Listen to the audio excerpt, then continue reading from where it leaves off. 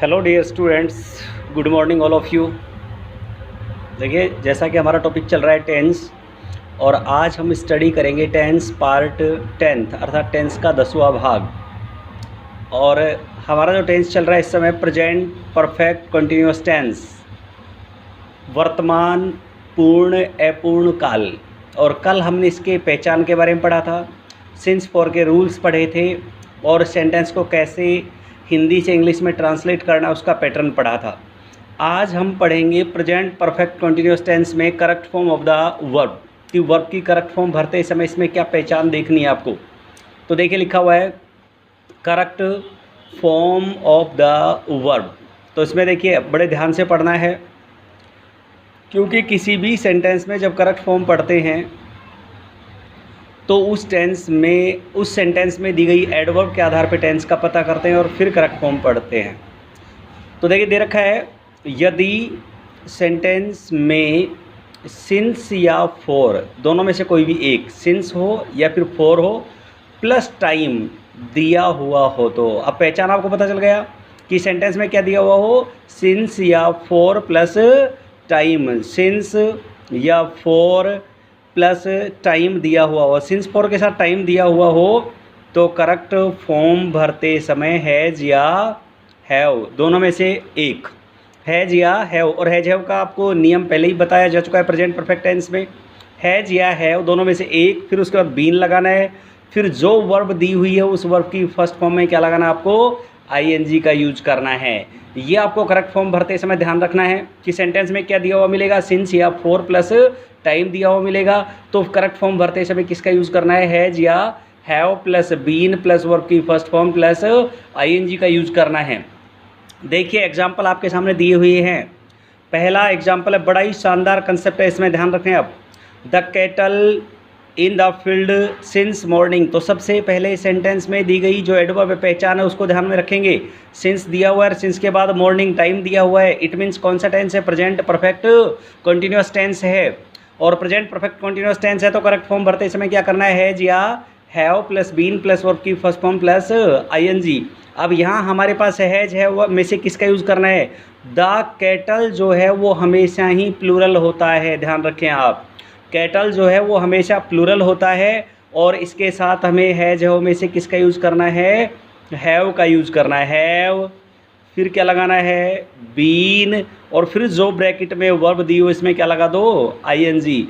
Graze, graze में जो चरना, और ग्रेज की आईएनजी वाली फॉर्म यूज करेंगे, हैव बीन ग्रेजिंग। ठीक है, तो कैटल आपको समझ में आ गया, कैटल हमेशा ही प्लूरल होता है, ध्यान रखें। सब्जेक्ट वर्ब एग्रीमेंट के टॉपिक के अंतर्गत 9th क्लास में आपको बताया भी गया है।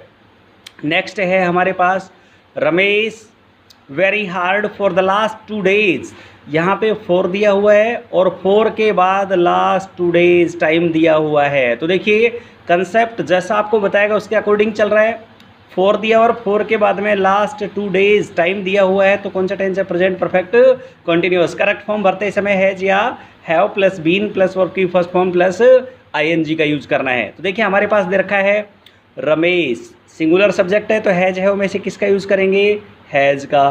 क्या लगाना है आपको, बीन। अगर नोट आए तो नोट हैज़ हैव के तुरंत बाद आएगा, बीन उसके बाद आना है। ठीक है, बीन, और वर्क में क्या लगा देंगे, ING, working, has been working. ये आपका करेक्ट फॉर्म भरना है। ठीक है, तो ये प्रेजेंट परफेक्ट टेंस के करेक्ट फॉर्म के बारे में आपने पढ़ा।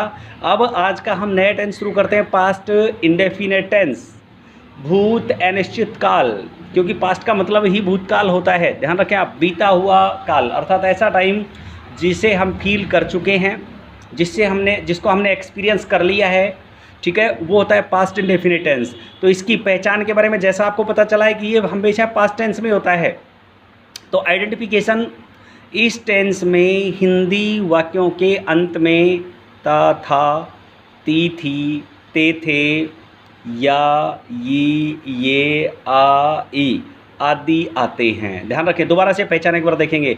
हिंदी वाक्यों के अंत में क्या आएगा, ता, था, ती, थी, ते, थे, या, ये, आ, ई आदि आएंगे। ठीक है, तो कौन सा टेंस होगा, पास्ट इंडेफिनेट टेंस। इसके बाद बात करेंगे हेल्पिंग वर्ब की। हेल्पिंग वर्ब बोले तो वो सहायक क्रिया, देखिए जब जब पास्ट इंडेफिनिट टेंस के अफर्मेटिव सेंटेंस बनाएंगे, कैसे सेंटेंस बनाएंगे, अफर्मेटिव सेंटेंस में किसी एचवी का यूज नहीं करना है। यहाँ मैंने रॉन्ग मार्क लगा रखा है, इसका मतलब किसी एचवी का यूज नहीं होगा, एचवी का यूज नहीं होगा, ठीक है। और अगर सेंटेंस आपके पास कैसा है, नेगेटिव या इंटेरोगेटिव, नकारात्मक या प्रश्नवाचक वाक्य हो, तो वहाँ पे आपको एचवी के रूप में किसका यूज़ करना है, डिड का। किसका यूज़ करना है सर, डिड का यूज़ करना है। मेन वर्ब, मुख्य क्रिया, अफर्मेटिव सेंटेंस में वर्ब की कौन सी फॉर्म का यूज़ करना है, सेकंड फॉर्म का, अर्थात जब बिना हेल्पिंग वर्ब वाले सेंटेंस हो तो वहाँ वर्ब की सेकंड फॉर्म का यूज़ करना है। और सेंटेंस नेगेटिव या इंटेरोगेटिव हो, अर्थात आपका सेंटेंस डिड के साथ आता हो, तो वहाँ वर्ब की कौन सी फॉर्म यूज़ करनी है, फर्स्ट फॉर्म। ओके, तो ये बात समझ में आ गई। सिंटैक्स या formula of affirmative sentence, affirmative sentence का जो फॉर्मूला है उसके बारे में हम स्टडी करेंगे। सबसे पहले आपको सेंटेंस में दिया गया सब्जेक्ट लेना है, फिर अफर्मेटिव सेंटेंस है तो वर्ब की सेकंड फॉर्म यूज़ करनी है, फिर ऑब्जेक्ट लेना है, फिर ईटीसी एडवर्बियल फ्रेज लेना है। कैसे, एग्जाम्पल देखिए आपके पास दिया हुआ है। एग्जाम्पल है, राहुल अपने बचपन में क्रिकेट खेलता था, कि राहुल अपने बचपन में क्रिकेट खेलता था। तो सबसे पहले काम कौन कर रहा है, राहुल, तो सबसे पहले सब्जेक्ट लिया राहुल, वर्ब की सेकंड फॉर्म, वर्ब कौन है हमारे पास, खेलना, तो प्ले, और प्ले की सेकंड फॉर्म क्या हो जाएगी, प्लेट, और क्या खेलता था, क्रिकेट, ऑब्जेक्ट, ठीक है। और अपने बचपन में, तो इन हिज चाइल्डहुड है, ठीक है। नेक्स्ट सेंटेंस हमारे पास दे रखा है नेगेटिव सेंटेंस, कि अगर आपका सेंटेंस नेगेटिव हो तो कैसे बनाना है। सबसे पहले सेंटेंस में दिया गया सब्जेक्ट, और नेगेटिव या इंटेरोगेटिव सेंटेंस में हमेशा एचवी का यूज़ किया जाता है, तो यहाँ एचवी के रूप में किसका यूज़ करना है, डिड का।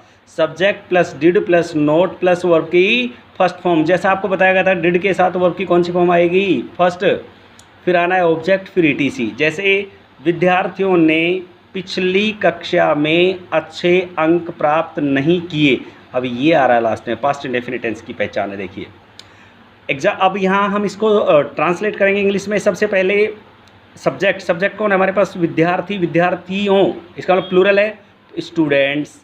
सेंटेंस नेगेटिव है तो क्या लेंगे आप, डिड, फिर नोट, और वर्ब की फर्स्ट फॉर्म। प्राप्त करना को तो सिक्योर भी कह सकते हैं और गेट भी कह सकते हैं, तो यहाँ फर्स्ट फॉर्म यूज़ करनी है, डिड नॉट गेट।